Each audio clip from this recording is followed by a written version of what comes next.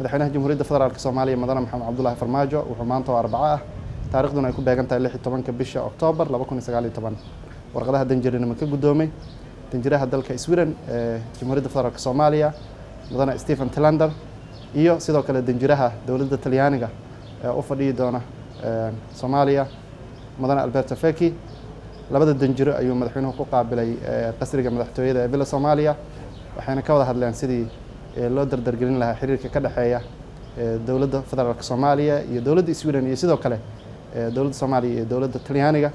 Sweden waxay kaalin mug ka qaadataa horumarinta iyo taageerada dowladda federaalka Soomaaliya iyo hay'adaheeda kala duwan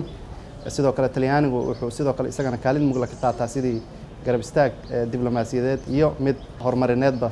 Soomaaliya loo garab istaagi lahaa waxayna dowladda Talyaanigu si gaar ah si xoog badan uga shaqeysaa xoojinta hay'adaha amniga iyo tababarada ciidamada xoogga dalka Soomaaliyeed waxaan rajaynaynaa safiiradan inay u gudan doonaan waajibaadkooda si hufan